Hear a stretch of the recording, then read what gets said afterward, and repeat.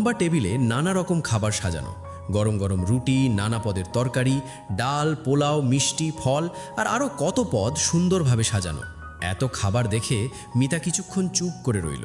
মনে পড়ল সকাল থেকে ঠিকমতো কিছু খাওয়া হয়নি। ভিখারিটি চেয়ার টেনে বসতে বসতে বলল, বসো। মিতা আস্তে সামনের চেয়ারে বসল। কর্মীরা সম্মানের সাথে পরিবেশন করতে শুরু করলো। মিতার কাছে সবকিছু স্বপ্নের মতো মনে হচ্ছিল।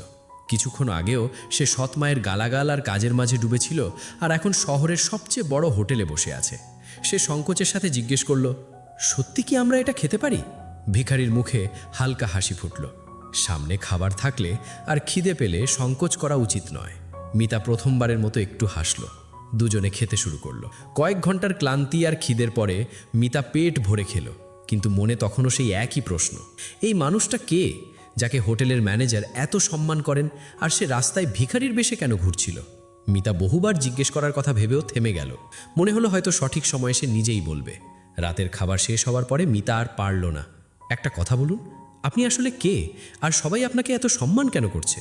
কিছুক্ষণ ঘরে নিস্তব্ধতা। তারপর সামনে বসা তরুণটি গভীর শ্বাস নিল। হয়তো এখন তোমার সত্যিটা জেনে নেওয়া উচিত। মিতা মনোযোগ দিয়ে তার দিকে তাকালো। তরুণটি বলল, আমার নাম অর্ণব সরকার। মিতা চমকে উঠল। অর্ণব সরকার? হ্যাঁ। এরপর অর্ণব জানালার কাছে গিয়ে দাঁড়ালো। আমি কোনো ভিখারির পরিবার থেকে আসিনি। আমি সরকার গ্রুপের একমাত্র উত্তরাধিকারী। মিতার নিজের কানকে বিশ্বাস হলো না। সরকার গ্রুপ দেশের সবচেয়ে বড় শিল্পগোষ্ঠীগুলির মধ্যে একটি। তাদের কোম্পানিগুলো কয়েকটি রাজ্যে ছড়িয়ে আছে। তাহলে আপনি ওই অবস্থায় ছিলেন কেন? অর্ণব হালকা হাসল। কারণ গত 3 মাস ধরে আমার পরীক্ষা চলছিল। পরীক্ষা? হ্যাঁ, আমার দাদুর তৈরি করা একটা রীতি আছে।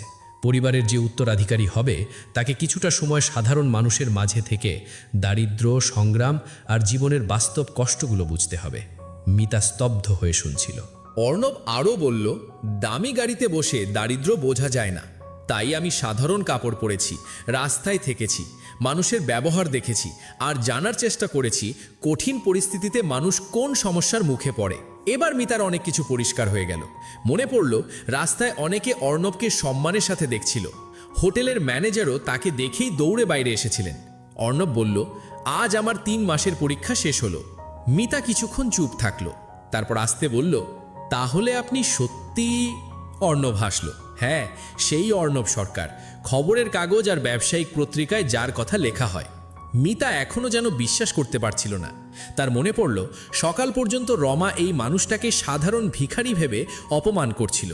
ওদিকে সেই মুহূর্তে সরকার গ্রুপের প্রধান কার্যালয়ে খবর পৌঁছে গেছে যে অর্ণবের পরীক্ষা সম্পন্ন হয়েছে। কোম্পানির বড় আধিকারিক, উপদেষ্টা আর পরিবারের সদস্যরা পরের দিনে স্বাগত অনুষ্ঠানের প্রস্তুতি করছেন।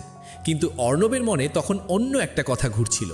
সে ভাবছিল, মিতার মতো একটা মেয়ে যে কোনো স্বার্থ ছাড়াই একজন অপরিচিতের সাহায্য করেছিল, তার সাথে এত অন্যায় কেন হলো? আর হয়তো এই প্রশ্নের উত্তর খুঁজতে গিয়েই আসন্ন ঘটনাগুলোর শুরু হতে চলেছে। পরের সকালে মিতার চোখ খুলতে কিছুক্ষণের জন্য মনে হলো সব বুঝি স্বপ্ন। কিন্তু তারপর মনে পড়ল সে এখন আর সেই বাড়িতে নেই যেখানে প্রতিদিন অপমান সহ্য করতে হতো। সে জানালার পাশে গিয়ে দাঁড়ালো। নিচে শহরের রাস্তা দেখা যাচ্ছে। তখনই দরজায় টোকা পড়ল। অর্ণব ভেতরে এলো। শুভ সকাল। শুভ সকাল। প্রথমবারের মতো মিতা তার সামনে স্বাভাবিকভাবে হাসার চেষ্টা করল। অর্ণব দেখল গতকালের তুলনায় তার মুখে একটু শান্তির আভাস আছে। কেমন আছো? আগের চেয়ে ভালো। দুজনে কিছুক্ষণ কথা বলল। মিতা তার শৈশব, মায়ের স্মৃতি আর স্বপ্নের কথা বলল সে পড়াশুনো এগিয়ে নিতে চেয়েছিল, কিন্তু বাড়ির পরিস্থিতি কখনো তাকে মুক্তভাবে বাঁচতে দেয়নি। অর্ণব চুপ করে শুনল। মিতার সরলতা আর সত্যতা তাকে প্রভাবিত করছিল। অন্যদিকে